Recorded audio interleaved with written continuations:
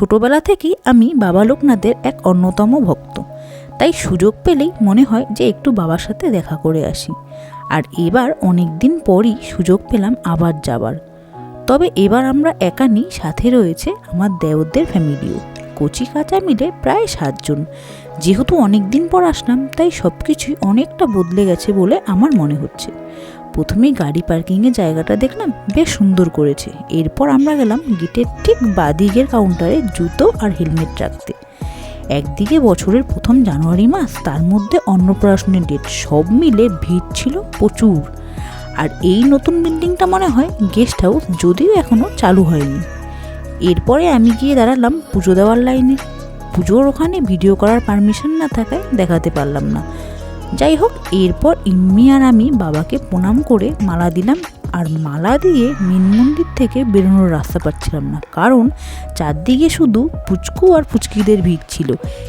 এরপরে আমরা গেলাম আমাদের বাড়ির পুচকুর মানত ছিল সেই চুল দিতে।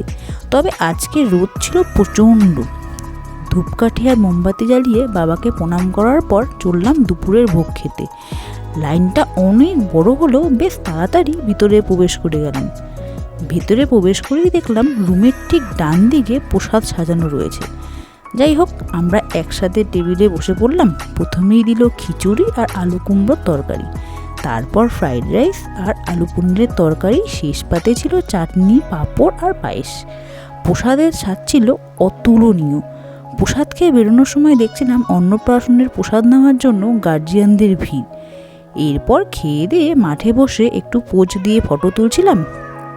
তারপর চলে গেলাম মন্দিরের পেছন দিকে, একটু কানের জিনিস দেখলাম আর কিনলাম বাবা লোকনাথের এই মূর্তিটা। পেছন দিকটা দেখলাম অনেকটাই বদলে গেছে। তোমাদের সুবিধার্থে মন্দিরের সমস্ত টোকেন মূল্যের চার্ট দিয়ে দিলাম। মন্দিরের ঠিক ওপরতলাটা আমার খুব পছন্দের, কারণ এখানে ভিড়টা একটু কমই থাকে আর বেশ শান্ত পরিবেশ। উপরে আমি সমস্ত দেবতাদের মূর্তিকে প্রণাম করলাম আর একটু ফটোশ্যুট করে নিলাম। কখন যে সকাল থেকে বিকেল হয়ে গেল বুঝতেই পারলাম না। এবার বাড়ি ফেরার পালা। ভিডিওটা তোমাদের ভালো লাগলে অবশ্যই একটা লাইক দিয়ে আমাকে উৎসাহিত করো। আর যদি তুমি ইউটিউব থেকে দেখো, সাবস্ক্রাইব করো। আর ফেসবুক থেকে দেখলে ফলো করে দিও। দেখা হচ্ছে পরের ভিডিওতে। বাই।